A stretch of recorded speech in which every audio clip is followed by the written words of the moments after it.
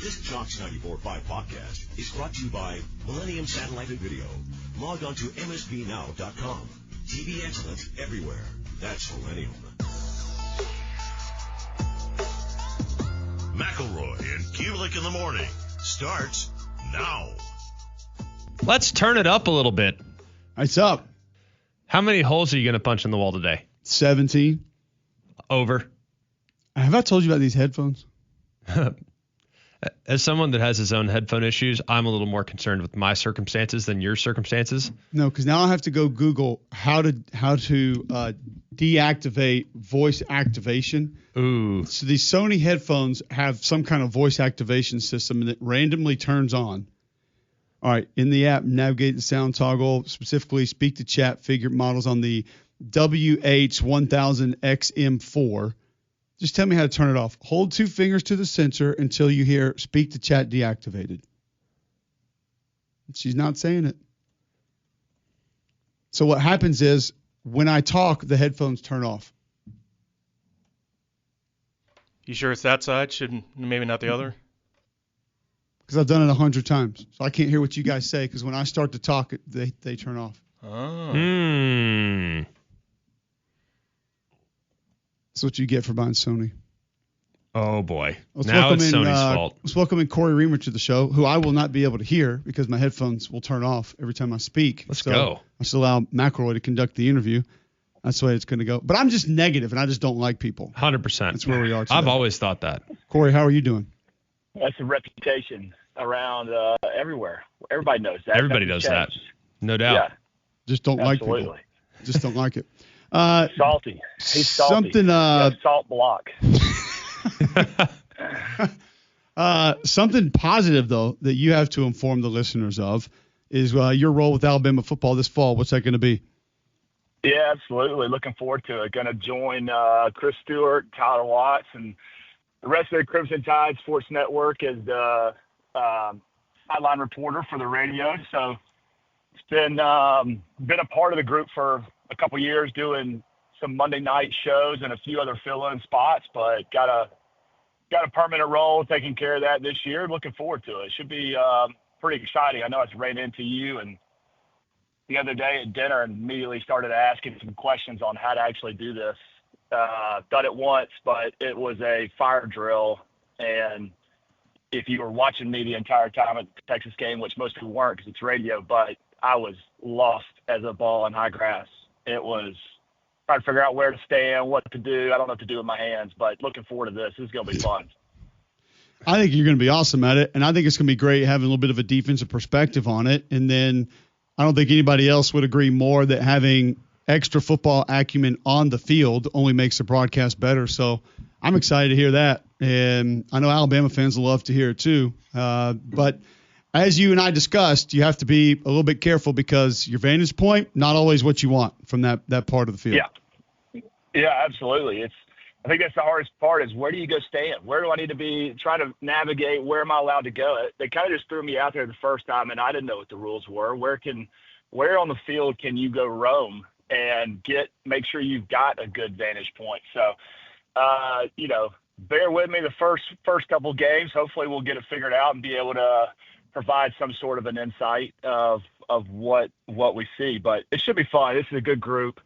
Tyler and Chris do a phenomenal job. Just happy that I've, got them to lean on if, as this progresses and we start getting a little bit comfortable with each other. But it's going to be fun. This is, y'all know this. The fall is now pretty booked up. This is going to be – but I'm looking forward to this season. I don't know.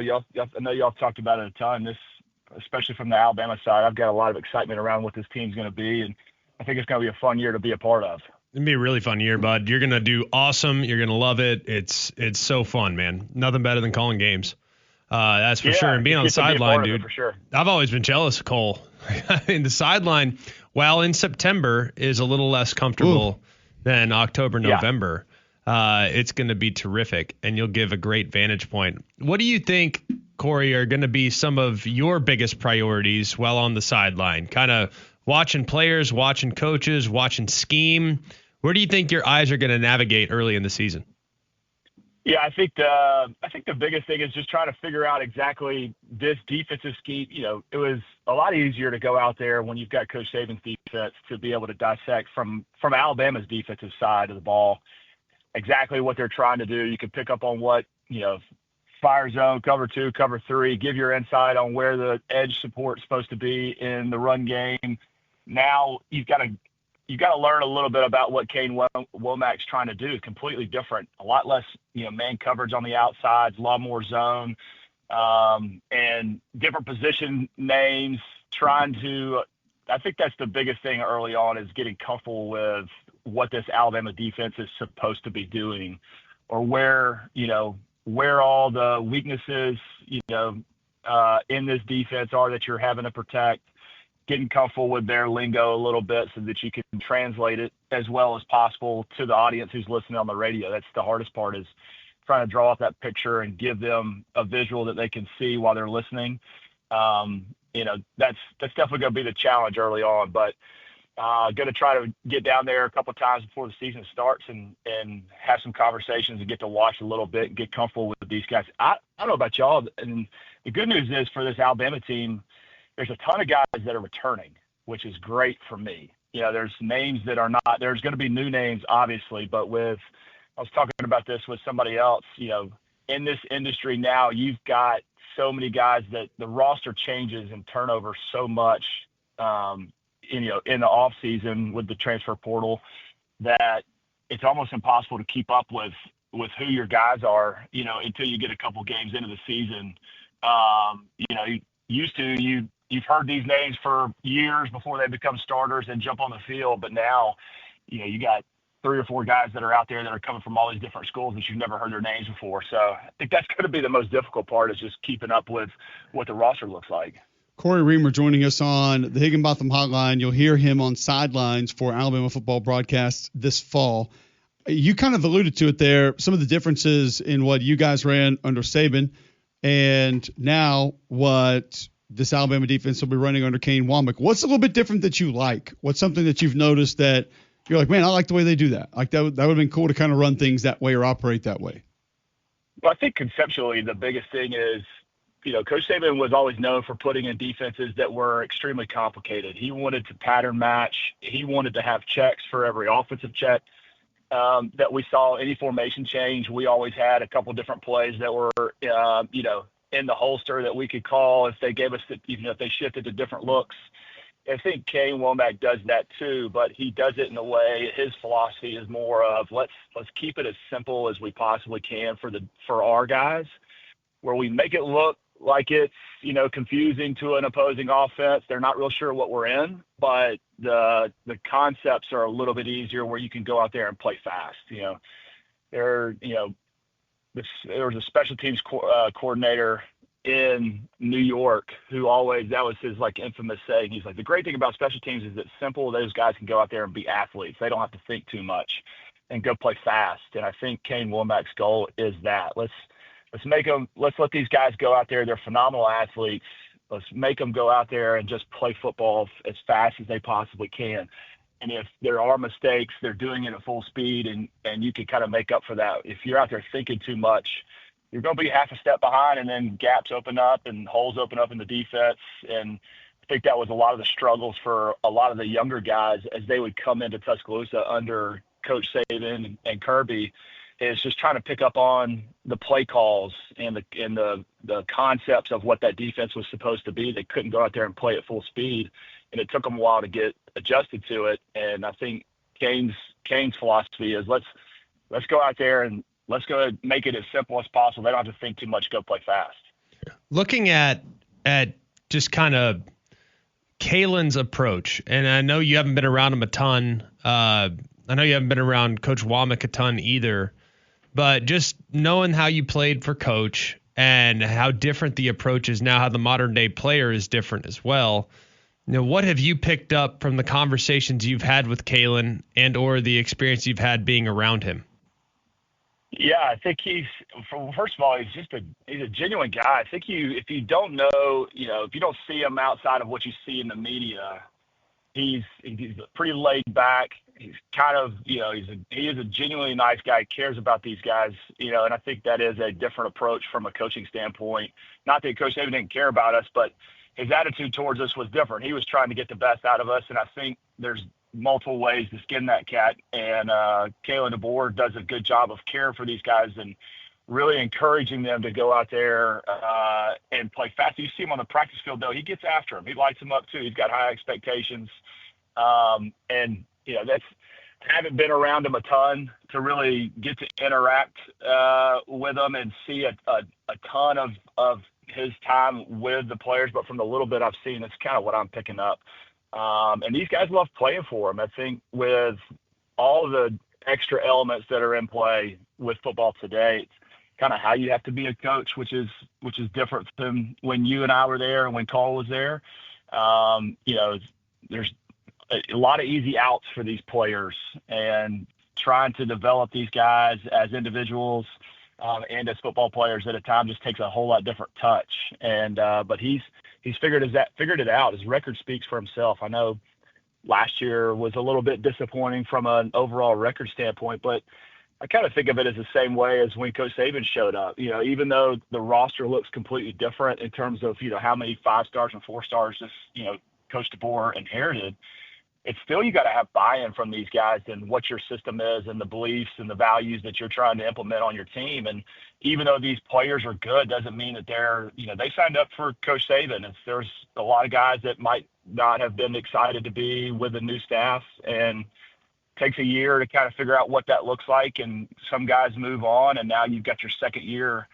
You've got a roster of people that believe in you and are excited to go play for you. So it'll be interesting to see how this team picks up and runs with it. Sounds, from Ryan Williams and a couple other players this offseason, there's a lot of excitement in the locker room and kind of some unity across the board of what they're trying to go out there and do.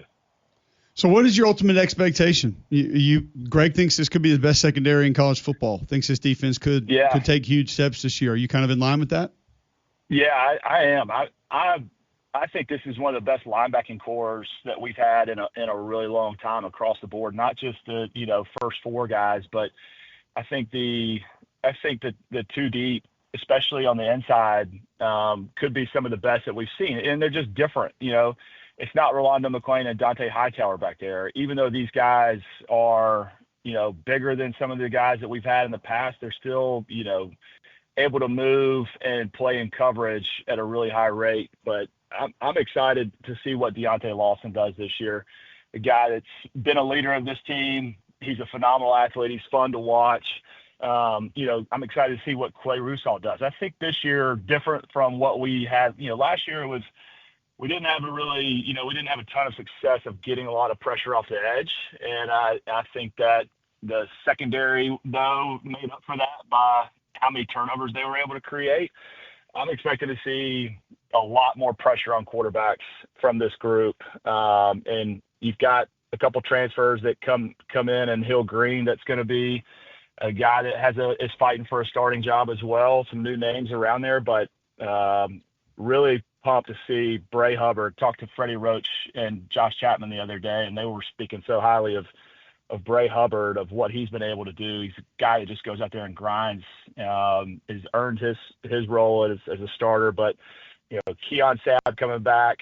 It's going to be a pretty phenomenal group. This is definitely one of the better defenses that we've seen from a returning standpoint in a long time. Cory, we always appreciate the time, man, and we're happy for you. I think we all agree here that it's going to be awesome to hear you on Alabama broadcasts, and we'd love to do this again soon.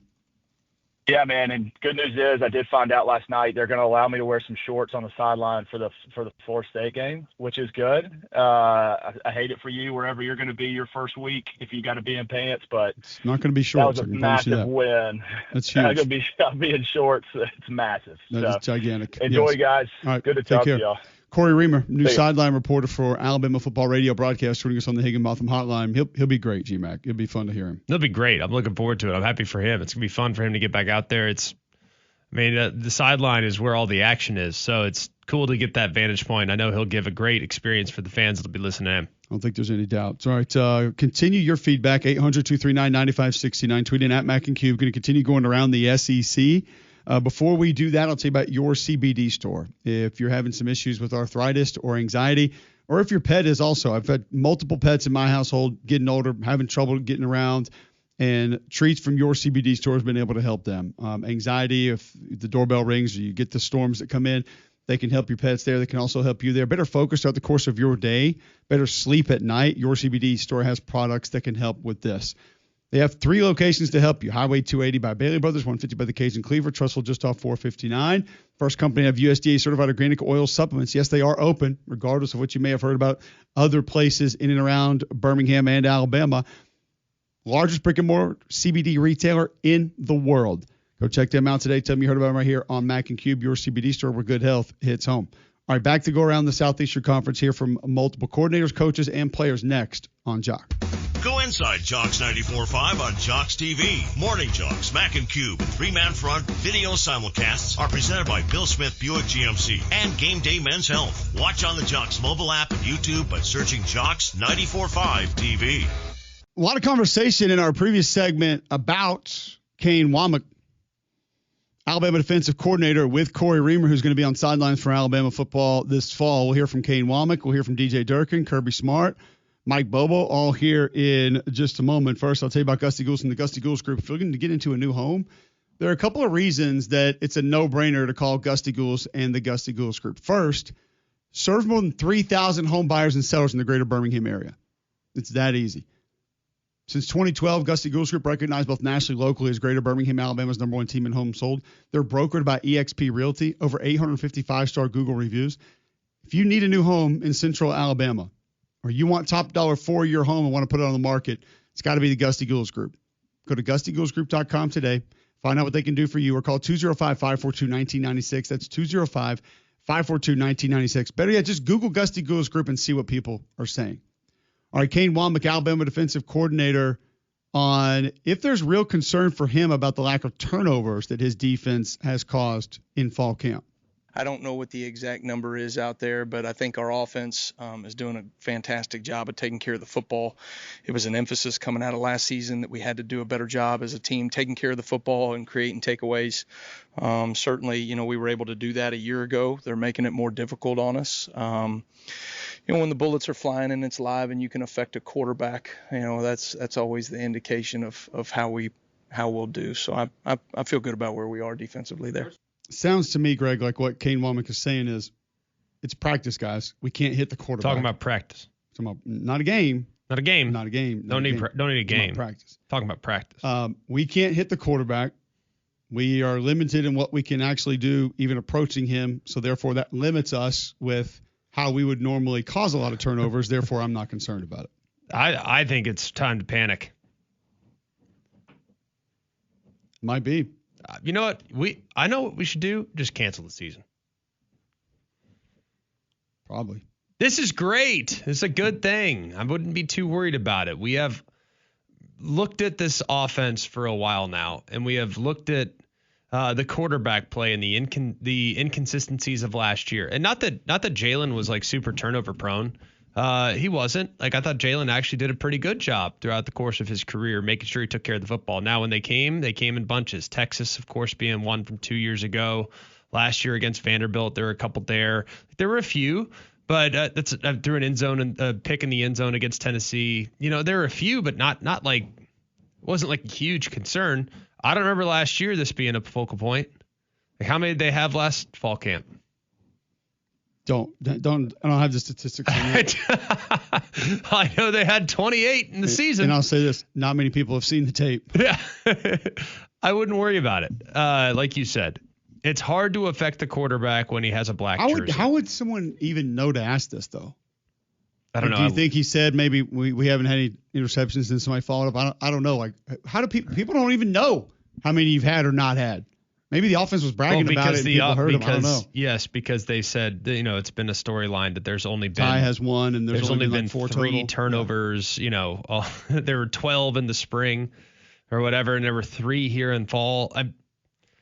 I don't know. I'm not one that loses a lot of sleep over practice turnovers. I personally, as a quarterback, would like to see none from the offense. Then again, the offense is probably a little bit more comfortable with the disguises the defense is going to throw their way. They've seen it every day. You know who hasn't? Your opponent. So I think that's something that don't panic about it. Don't worry about it. It'll be just fine.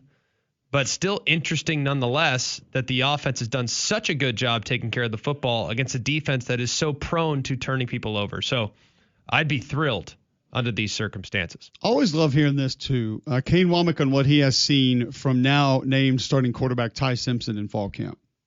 As a defensive coordinator, right, your job is to kind of be an expert, right, on offenses and what we're doing and how they're attacking us. And like Ty just does such a great job of his command of the offense right now. He understands what Ryan and what Nick are trying to get done out of the quarterback position and what we're trying to do offensively. He gets us into the right calls. He keeps us out of bad calls for the most part, and then does a really nice job of just taking care of the football. And the dude makes plays. So, I mean, take care of the football, make good decisions, make plays when it matters. That's, to me, the element of a quarterback. But when I watch him go through progressions, I mean, he has a great feel for boom, boom, boom, and he stays on schedule, and that's always, gonna make you efficient offensively. Yeah, that's you love to hear those notes about Ty Simpson, Greg, and how he's handling things apparently in Tuscaloosa. I think it's terrific. And look, you can spin things however you want. Oh, well, let's go back to Auburn. Auburn's offensive line struggling against this defensive line. Well, they're going against each other. It's great because I'm not concerned about the offensive line. That's been a position of strength as evidenced by last year and the additions made this offseason. Oh, LSU's offensive line's getting torched by their defensive line. Well, that's a bad thing because LSU's offensive line is a legitimate question mark going into the year. Alabama's not turning the ball over. Okay, well, that's great because the offense is the side of the ball that I'm concerned about. I think there's some built-in equity with what Kane and that defense accomplished last year to where I'm not concerned about them turning people over. They're going to turn people over. That's what this defense has traditionally done. Even dating back to Kane's time at South, Kane's time at Indiana, Kane's time as a coordinator in general, they turn people over. So, I'm not sweating it. But I am concerned about a young quarterback, well, inexperienced quarterback, I shouldn't say young, with only 50 career attempts. And him falling victim to traps the defense is setting on him. I think it's a great thing. Yeah. All right. Kane Womack also on a guy that Cory Reamer's mentioned. We've mentioned probably has to be big for Alabama defense if they're going to be great this fall. Deontay Lawson, how he's taken his game to the next level in fall camp. He's actually doing a great job. Deontay is, it's amazing. I mean, I thought, he carried himself at such a professional level a year ago. His leadership was so impressive. And somehow he's taken his game and leadership to another level, which is really impressive coming off of not only battling, the recovery process that he's kind of stayed ahead of every marker that we've had for him. But to be able to come out in fall camp, and we thought, maybe we would limit some of his loads and all that. We've really pushed him, and he's handled it really well. So that's Deontay Lawson, Greg. We know he's got to be the cornerstone of this defense. He's got to be massive if Alabama's defense can be great this year. 100%. If he is, cook him with gas. If he isn't, maybe a step slow, a step hesitant, then that is, I'm not going to say the end of the world. No, but I do think it's very, very important for him to play at a high level. And he's got to feel great about his vision points because last year there was a bit of a learning curve for him. It probably took 6 weeks for him to get really comfortable and start to play at the highest possible level and his capabilities. And guess what? That's to be expected. The responsibilities that he had on the field were very different last year from what he experienced the year before. So I'm pretty excited about what this defense is going to be in general, but I'm most excited to see what Deontay Lawson now looks like in year 2 in this defensive scheme. Yeah, it's going to be fun to watch him, see what he can get done. All right, we'll go around the rest of the SEC, hear from other players, coaches in conference when we continue next right here on Jocks. The capital of the sports talk nation. This is Jocks 94.5 and JocksFM.com. Birmingham. All right, welcome back in. McElroy and Cubelic in the morning. 8:31 right here on Jocks. You can listen to the show live, JocksFM.com, the App Store. Go search WJOX. You can download that. That'll direct you to YouTube. You can watch us live on YouTube each and every morning, catch the replays throughout the course of the day. All your podcasts of interviews that you may have missed, JocksFM.com, or there on the app. Tell your home smart speaker to enable the Jock skill. Many different ways you can listen to us every day right here on Jocks. Bill Smith Buick GMC is the GMC Dealer of the Year, the national champion of GMC dealers. They've won 5 years in a row. That's a dynasty going on right now. Right up there in Coleman off I-65, exit 310. Now is a great time to go in there and take advantage of some savings, too. These deals continue to get better every single week, like $14,000 off the GMC Sierra 1500 SLT. They also have $5,000 off the Buick Encore GX, which is a sporty, economical SUV, really, really nice, under $25,000. Paying $30 in other places, you're paying under $25 if you go to Bill Smith. That's why 75% of their business repeat customers is because you have a better experience when you shop at Bill Smith. The sales staff's incredible. The service is incredible.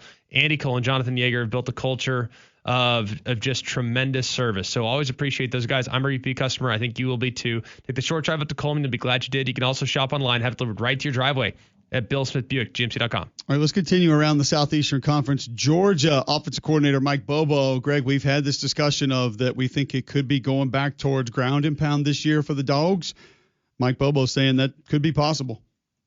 At any level, you've got to be able to run the ball and stop the run. And that's been an emphasis of ours since we got back from the Sugar Bowl and started meeting as a staff and meeting with our players. How can we improve in that area? And I'm not just talking about numbers. I'm talking about being efficient. And a run game is not going to just help you offensively. It's going to help your quarterback.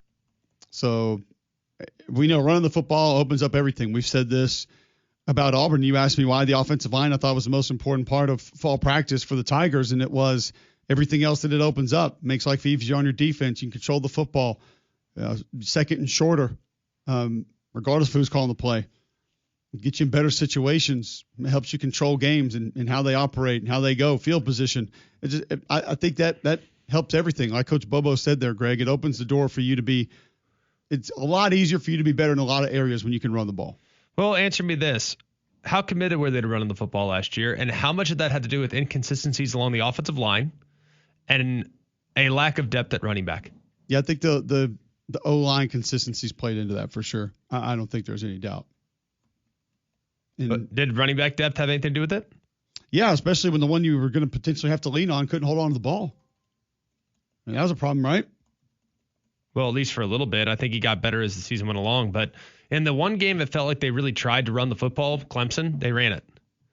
You know what I mean? I just don't feel like they ran it very often. They never really tried. And I don't trust the offensive line that much. And let's be real. I mean, your best attribute was your quarterback last year.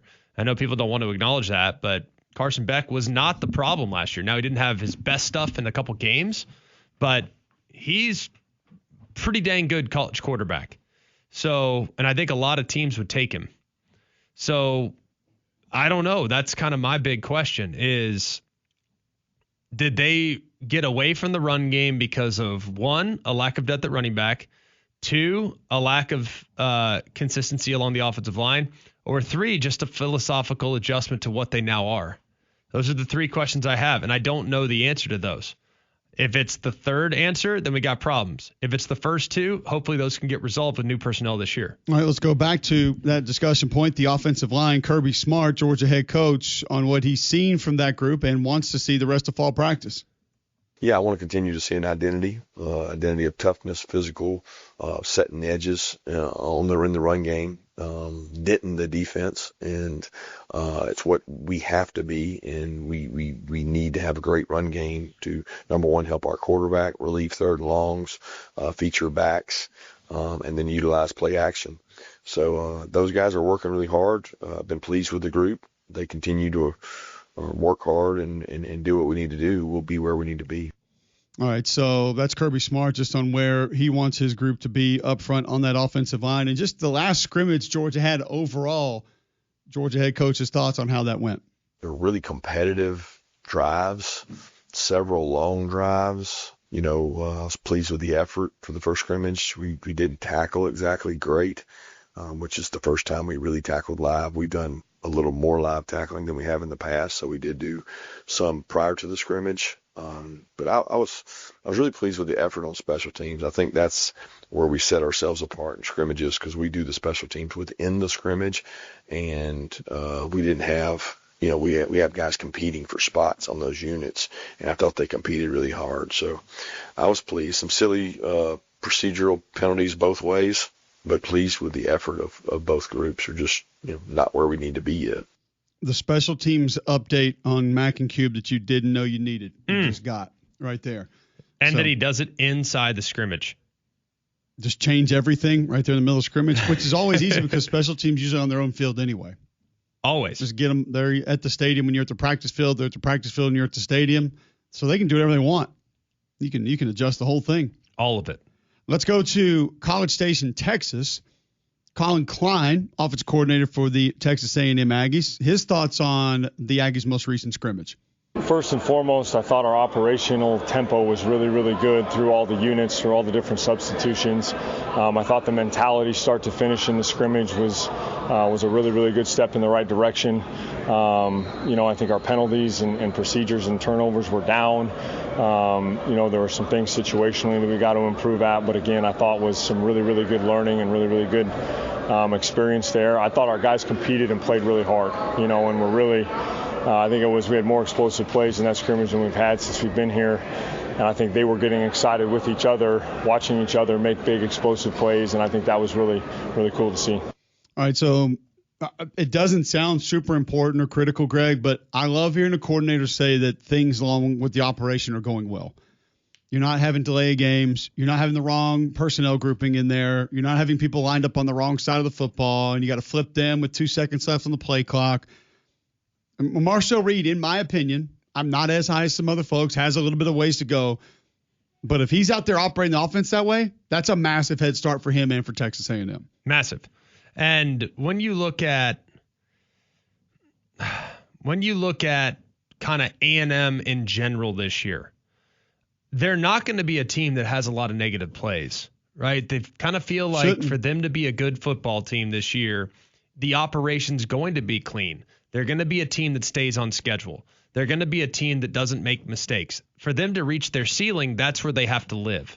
Now, if they make mistakes, they get off schedule, it all of a sudden puts Marcel Reed in a passing position where I think he's better than probably you do. I also don't know if he's one that I want carrying the load. Like, I think they need to be on schedule, ground and pound, limit negative plays, live to play third and medium short, and just get your shots in when you have those situations. Yes, 100%. Yeah. And when you got those, take a couple shots downfield, keep them honest defensively. Like that in the perfect world is where I see this offense going. So to hear that they're doing a good job in just circumstances, operation, stuff like that, to me is a good sign. I'm with you. I feel like Marcel Reed's a little wild thing. Like I think he's Charlie Sheen in Major League. I'm not trying to promote the new Netflix documentary that's out. But when that fastball's over the plate, it's really good. It looks pretty. It's nice. It's effective. Yeah. I just think he throws one in the stands every now and then. And you're just like, where did that come from? And I guess in baseball, when you're throwing at 105 doing that, it can actually be effective and work for you because the batter's probably thinking twice. But in football, that doesn't really help you at all. And he gives you one of those worm burners every now and then. He gives you one 3 yards behind the receiver, and you're just kind of like, how? But when it's on time and it's accurate, it's nice. I just need to see it more consistently. I guess that's the thing that I look for that is holding me back a little bit on Marcel Reed. Fair enough. It might get there this year. It might. Yeah, and let's keep in mind he's a redshirt freshman last year. Yeah. So there might be a couple misses here and there. There might be a play or two where it's like, maybe not there. You watch him against teams like Florida, though. Against Florida, he was outstanding, right? Very, very and that's good. Obviously, good team last year. Maybe at that time weren't playing as well as they were capable of down the stretch. but a good team. I mean, he was very methodical, made good decisions, timely with the run game, married up some of their outside zone stuff with bootleg at the backside because he does have that running capability, so he holds the backside well. Like, I think there's some things to like about his skill set. It's just now about taking the next step and maybe becoming a little more dynamic in the event in which the run game's not going. Because there's going to be a game or two. I don't care how good your back is, how good your offensive line is. There's going to be 2 or 3 games this year where they can't run the ball as well as they want. I mean, it's just, I think back to even when we were in 2009 against Auburn, I think Ingram ran for like 35 yards. You know, like there's going to be a couple games where the run game is just, for whatever reason, not going that day. And he needs to be able to step up in those situations and make that pivotal throw. And if they're selling out against the run, by all means, take your one-on-ones. I think they're more equipped to win those one-on-ones this year. With the additions they've made at wide receiver and the improvements they're hopefully making with the growth they have at their young wide receivers last year. So I'm pretty encouraged by A&M, man. I think of all the teams right now, I think they have a really high floor. And when I say high floor, like I think absolute devastation, worst case scenario, they're an 8-4 football team. Good. Worst case. But I think they can go up from there pretty easily if the defense is as good as I think they have a chance to be. I should go to Colin Klein's next comment on Marcel Reed. But when you just said bootleg and Marcel Reed together, it made me think of something that I wanted to ask you. Oh, boy. Boy, this is softball. I'm putting it on the tee for you here. Please. I need all the help I can get. Don't throw curveballs. What quarterback is the best bootlegger in history? John Elway. Maybe. What about college? Like maybe a college quarterback that didn't play. Like I had 2 that came to mind, and you didn't really watch either one of them. So best off the boot. Like Damian Craig was awesome on bootlegs. Was he? And because he had that then was sort of that was your read option then. Yeah. You ran the bootleg with the option to tuck it and run. And the other would be Charlie Ward. Like, because both were super accurate on the run, threw the ball really nice on the run, could tuck it and go. Elway's a Pro Football Hall of Famer, man. Like, he's a different deal. But I mean, just the way they married, like, he was so good college. on the move. And maybe it was because outside of a literal sprint draw, you know, where the quarterback would like be overly statuesque and then run straight ahead. Yeah. That was essentially their designed run plays. That was like all they had. They didn't have all the creativity that we have now. And maybe that's why those 2 stick out for me. But I think Charlie Ward, Damian Craig as college football, like bootlegging quarterbacks that were just great at it. Yeah. I mean, a lot of it has to do with the fake. I love bootleg. I think it's the most underutilized play. Now, it does potentially, you run bootleg into the wrong D end. Get you killed. You get Cornelius Bennett right in your grill. Nobody wants to be Cornelius Bennett. You get a Daniel Moore painting. Right? Nobody wants that. Getting taking one of the chops. So there are some coaches that are not quite as comfortable with it as others. There are ways of protecting the quarterback on the bootleg or the naked. I think it's a tremendously effective play, especially if you got the run game going front side. I love it. It's amazing. You just don't see it much It cuts anymore. the defense in half. I mean, if the defense is over pursuing, it cuts them in half. Especially with today's athletes at quarterback. It can be so 100%. So you're going to hold that backside linebacker and that backside end no matter what. So guess what? On your traditional stretch zone, that back can cut it all the way back to the outside let's say you're running stretch zone to the left. That back could, in theory, if that quarterback is as much of a threat as he can be, he's going to hold that defensive end by himself. So the quarterback basically blocks the defensive end. That running back can cut all the way back to the outside right of the right tackle. Yep. And it's just, and guess what? The will linebackers out there. And now you got a route in the concept too. So now that you got nickel out there, you run out of 11, like you run out of every personnel. So I think you're going to see a lot of that from A&M this year. You probably should. If you're not, I feel like we saw a decent amount of it last year from Mizzou. We've seen it from them. They actually, Mizzou, one of the few teams that come to my mind right away that the quarterback still turns their back to the defense. And I remember asking Sark about this last year. I was like, why do you still run traditional play action? Why do you still run bootlegs where the quarterback has to turn his back to the defense? I was like, almost everything else you see is forward facing to the defense. And I don't think that it was originally by that design. I think it was to maybe be forward-facing to an individual on defense, not the whole defense. And I remember Sark's explanation was, well, you got to go back to my West Coast offense days and how timing and play action were originally created and why we did it. He said, but I still think it's the only true way to steal eyes and steal bodies off of a fake. Because like you said, you're completely selling out. You're giving yourself up to the defense to force them to bite. Now, when you're facing the defense looking at them, you can have that ball fake and put it in the mesh or whatever, but you're not truly selling out the fake there. You turn your back to the defense, you are, because you're letting them know, I don't see what you're doing. And a lot of them will bite on that. And I think more teams should run it. I would love to see. I don't know why more teams don't run pistol. If you need to be in gun, that's fine. Put the back behind your quarterback. Yeah. And it's very few teams still do it. But, man, it can be so effective, like you said. I think pistol's the key. Like Vandy does it. They have turn your back to the defense play actions. They have traditional bootlegs that they're going to run in that offense that Tim Beck runs. But there's not a bunch of them, Greg, that still do it that way. Yeah. I mean, pistol it's an expensive play. Like I think people think it's easy to just get in pistol and run it. Like it's a little bit more expensive than that. Take some work, take some reps, but I don't see why you wouldn't do it. Can you protect in traditional drop back at a pistol? Not as well because your back's so deep. But in the run game, and if you're marrying up the run game, it can be really good. All right, let's add some value here on Jocks. You guys know about our friend Tad and what he offers to you and how he gives you extra value here on Jocks almost every day. Co-host of the Retire with Freedom radio and TV shows in Birmingham and Huntsville. Also been designated by Forbes as the #1 financial securities professional in the state of Alabama multiple years running. Tad Hill, what do you have for us today?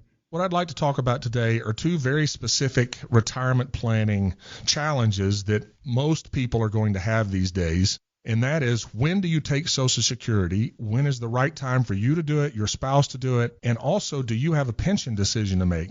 Now, not everybody has a pension decision to make, but if you do, and you're trying to decide, do I take the annuity? Do I take the lump sum? If I'm going to take the annuity, do I do 100% spousal, 50, 0%? And then just the whole decision around how do I make sure that these sources of income are augmenting my retirement the way I need them to. And then we've got to figure out how to take your savings and turn that into the income that you need to add to those other sources. We can help you figure these things out. I would encourage you to come to a course or come in for a visit. The way to do that is to text JOCKS at 205-988-0006. That's 205-988-0006. This is a paid placement. Investment advisory services are made available through AE Wealth Management. For more information about Forbes rankings, visit Forbes.com. Go inside Jocks 94.5 on Jocks TV. Morning Jocks, Mac and Cube, three-man front video simulcasts are presented by Bill Smith Buick GMC and Game Day Men's Health. Watch on the Jocks mobile app and YouTube by searching Jocks 94.5 TV. All right, welcome back in. McElroy and Cubelic in the morning. Appreciate you guys tuning in. 800-239-9569 if you want to get in. 800-239-WJOX. If you want to be a part of the Jocks kickoff party, Saber, tell our listeners how they can do it. You can celebrate the kickoff to the college football with us at the Bill Smith Buick GMC Jocks kickoff party at Regents Field Thursday the 21st. That's a week from today. And the only way to go is by winning tickets. To win a pair of tickets for you and a guest, text the keyword season and your full name. That's season, as in college football, season. And your full name to 205-834-9450. That's keyword season and your full name to 205-834-9450. Winners are drawn and notified daily. Don't forget, today and tomorrow are your last chances to qualify, so make sure you get it in. And for more info, visit jocksfm.com. All right. Per Nicole Auerbach, the NCAA has notified those tied to the Michigan NCAA sign stealing infractions case. An announcement on those findings and punishments will be publicly released tomorrow. So if it's at 9, they want everybody to know about it. If it's at 5:30 they don't want anybody to know about it. Can't do it. Too busy. That's where you're looking with that. But apparently they now know. How hard do you think they're going to get hit, G-Mac? Not. You think anything's going to happen? Not that will greatly impact anybody who's there now. Maybe I think the NCAA is smart. They'll come down a little bit harder on those no longer involved in college football to make it appear as though you have some clout. Show cause for Jim Harbaugh. Yep. But this is not going to be earth-shattering, monumental news. Not going to be anything that I think people look at and say, oh, wow, I can't believe this, or they're not going to be able to get over this. That's not going to happen. No, I don't think it's going to be like a postseason ban or anything like that. I mean, we'll see. I'd be curious, but what grounds does the NCAA have right now? Well, they cheated, so you do have those grounds. I know. Good answer. But what Good power? answer. Thank you. Thank you. What power does the? Not much at all. No, not much. I don't know. What I do know is that Jacob Ramsey's going to Newcastle, guys. Oh, we're back. How back are we? $40 million fee from Aston Villa. Is this Jalen's cousin? Who has changed teams more often in the last 5 years? Jacob Ramsey or Jalen Ramsey? Maybe runs. I got to go Jalen because he's the only one that I have heard of before 10 seconds ago. There's a Bella Ramsey in there. Apparently, this is big news, though. Huge news. God, Newcastle for the title of hamburgers? That? Yep. All right. Big news there. I've got to be honest with you. I don't even know who that is. Jacob Ramsey is. I know Gordon Ramsay. Most famous Ramsey at 9. Next on Mac and Cube. The bad guy in Game of Thrones. Ramses? No, it's Ramsey Bolton. Yeah. Nice try. That guy was a dog. Meant his in by one too. Too soon. Anne Ramsey and Goonies. Okay. Let's go. I don't have a lot of them. Jalen Ramsey? We said that one. Got him. Ramsey High School. There it's you got go. to be up there. Yeah. Apparently there's an Alf Ramsey. I only thought Alf was an alien on TV in the 80s. The Los Angeles Ramseys? Was that his last name? Alf Ramsey? Alf Ramsey is the most famous person with the last name Ramsey per playback.fm. Okay. I've been telling you Playback's a go-to spot for famous Ramseys. I've always thought that.